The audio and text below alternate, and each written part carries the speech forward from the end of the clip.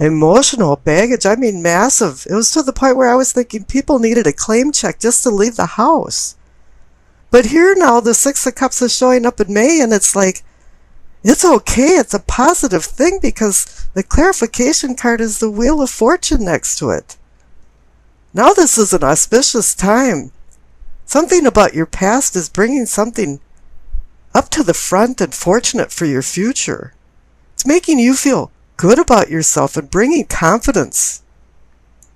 This is time to jump on the bandwagon and do something positive in your life because there's always a downswing to the wheel, and don't wait for that to happen. There's a window of time for you to jump through. And now take advantage of it. Now up in your pelvic and sacrum for awakening and arousing, receive the Ten of Wands. Things have been heavy for you. I don't know if it's atmospherically around you. And also, the responsibilities that you've taken on have been a heavy load. You've been carrying a lot of things around.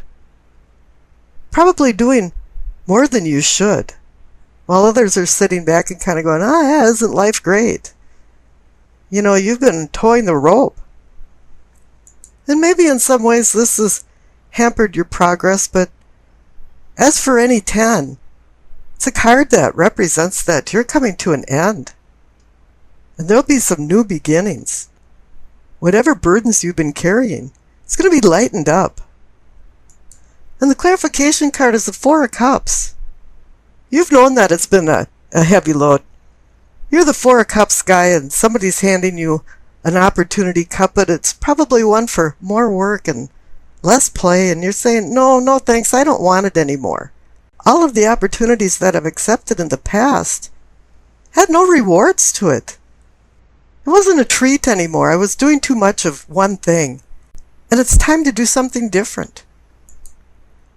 And you've intuitively known that it's time for a change because up in your solar plexus for feeling and sensing, you receive the Queen of Cups.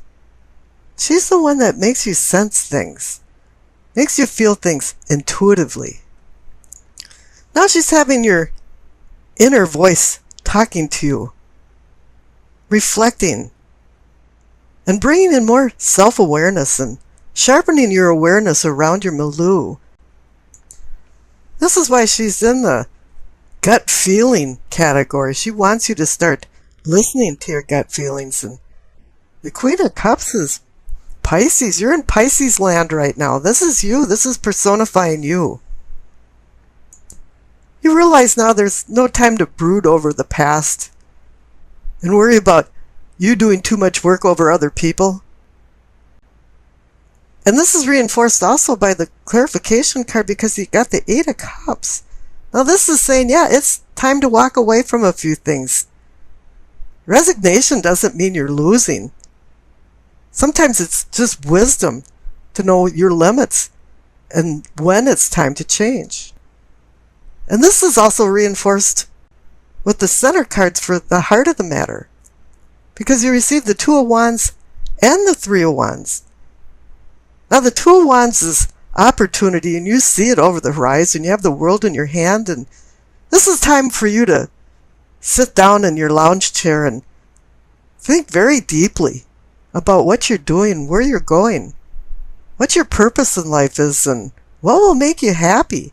And start making some plans. Get the drawing board out and all kinds of pencils and paper and start scribbling out a plan. A management plan with objectives and goals and a mission statement. And then the Three of Wands pulls in, ta-da, and will make this a reality. It's a card about motion and movement. And launching these plans into a new reality. And once again, the card on the bottom right for the throat for communicating and teaching, the Three of Pentacles, is reinforcing this because I call it the Architect card. It's a card about building, restructuring, looking at your blueprints. But this isn't about building a fabricated structure, but a customized structure and organization that aligns with your life. And sometimes people say Rome wasn't built in a day and blah, blah, blah. But here the clarification card is the Eight of Wands. That's a card about sudden change. And it's about sudden motion. Two things are, the wheels now are going around. You've got the Two of Wands representing the Three of Wands. You've got the Three of Wands connected to the Three of Pentacles. Now, Eight of Wands can also bring news and messages. Perhaps something suddenly changed when you receive some information. Now, information is a good thing, and then again, you can get some bad news. And I see up in the third eye for your seeing and envisioning, you receive the Tower. So something made a sudden collapse. And the Tower is connected to the Eight of Wands. But not necessarily is the Tower a negative thing. Sometimes things have to be restructured for reconstruction. And that's the reason for the collapse. I don't think this was like a fatal collapse, but more of fault lines running through the ground. And something that you were planning to do didn't have a stable foundation. And the clarification card is the Four of Swords. It's telling you, yeah, you're going to have to sit back and contemplate about this because something is not right with your plans, and you shouldn't go forward until you have everything mapped out. Because a lot of times life is iterative. It's really dependent on what you've done previously to how you will act in the present and the future. Now, up in the crown for your knowing and understanding, you receive the Four of Wands.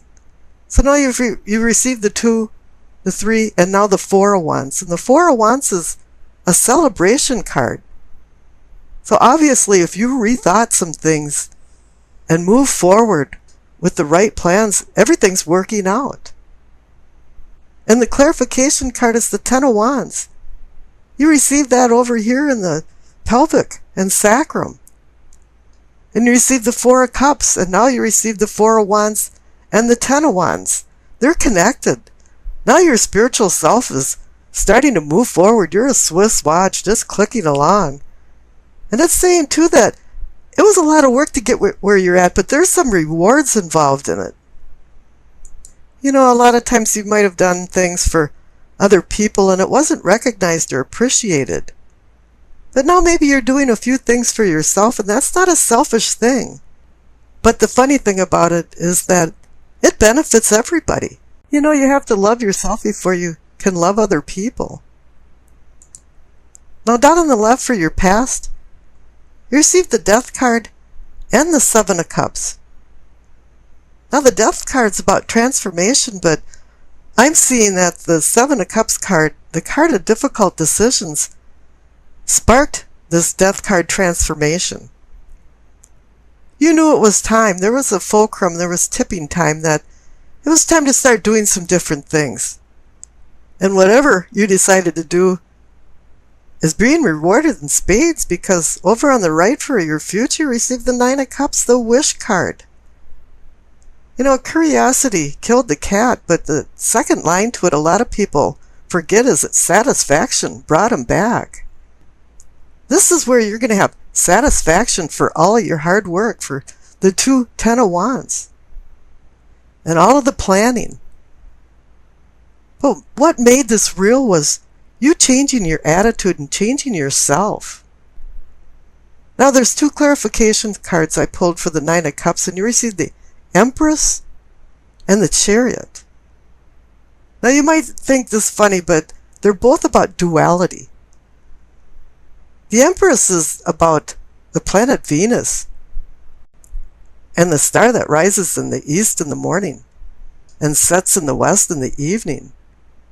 And the Chariot, too, is about control versus lack of control. And both of them are giving you a lesson. The Empress is saying about sharing and paying attention to your personal life and your home. With the Queen of Cups over there and you, it's saying, yeah, you're supposed to manifest some deeper bonds with the people in your life. And the Chariot's saying you have to make sure that you're disciplined and under control. Wow, this is going to be kind of a really sensitive week.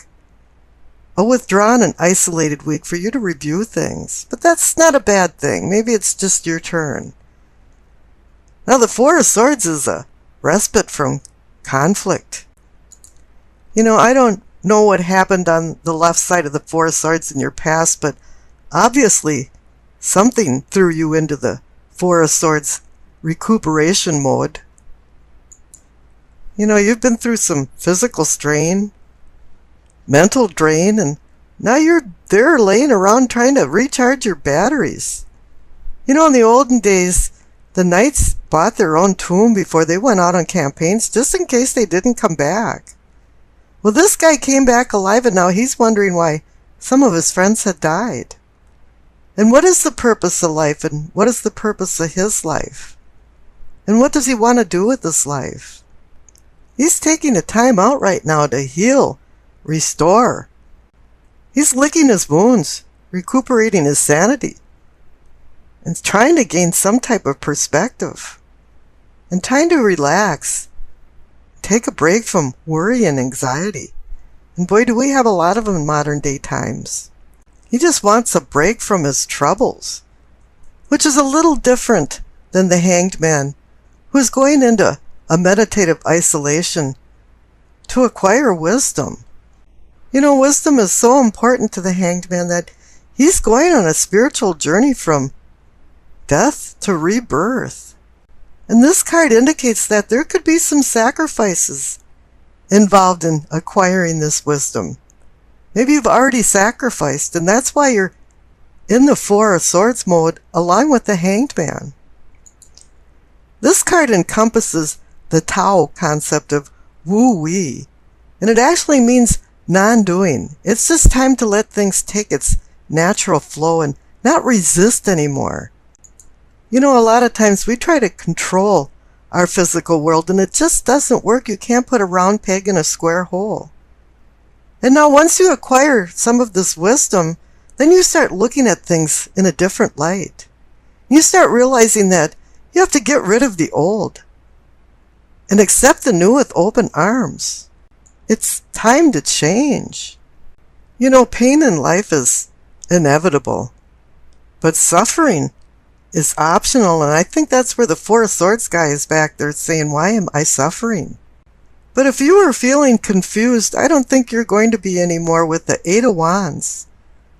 Because this is like a miasma that's being lifted, and you're seeing things with more clarity. There's going to be some swift unfolding events that are going to change some things for you. The Eight of Wands can be about the cadences of life and children growing up, us growing older, and the challenges that are involved in change and how to deal with them. This is a positive change card, though.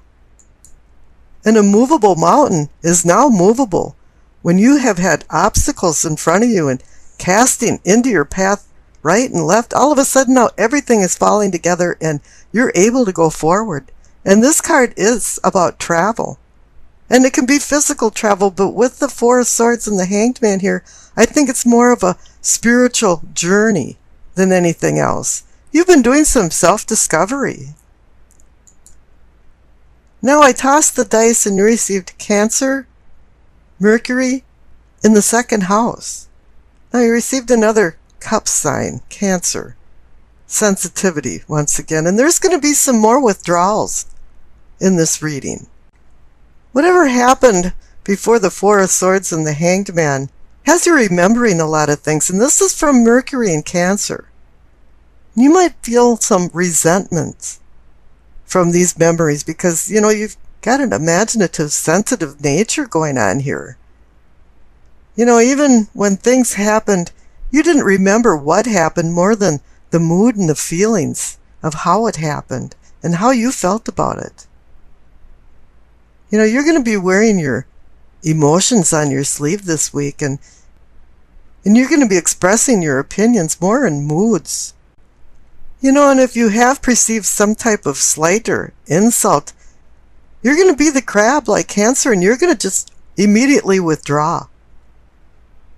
But in order for you to get out of this funk, you have to start looking at things more subjectively and philosophically. And this is what the Four of Swords and the Hanged Man is saying to you. Some people might think you're acting kind of slow and unresponsive, but in reality, you're just thinking of things, and you're actually understanding more than people know. And the funny thing is that you just haven't told anybody. But you will with the Eight of Wands. It'll come out. Now, all these cards are having you balance your emotions. And you'll be learning a lot of new things throughout this week. And problem solving will come from more of your feelings than taking any practical approach. Any negative people that you come in contact with, you're going to have to get away from them like the plague, because you're just going to start absorbing these negative feelings. So basically, you should really feel out your audience before you get involved in anything. Just sit back and listen for a while. And if you don't like what you hear, just walk away. You could oppose these negative people or edify them. But what for? Now, Mercury in the second house has much the same feeling as what I talked about with Cancer and Mercury. You're not going to be sharing your thoughts easily with people. And you're going to feel like you have to do a lot of homework in order to make any decisions. But whatever you do learn, you are going to communicate with people very carefully about how you feel. And this week, you'll be a collector of thoughts and ideas that you'll eventually put into action with the Eight of Wands there. And when the mood hits, you're going to go up to a podium and give the biggest, most astounding speech to people that you've ever done. So it really is time to take advantage of this quiet, introspective week, so you can work out some problems that have kind of been hanging in the balance. And that's a little pun with the Hanged Man. So you can resolve whatever happened in the past before the Four of Swords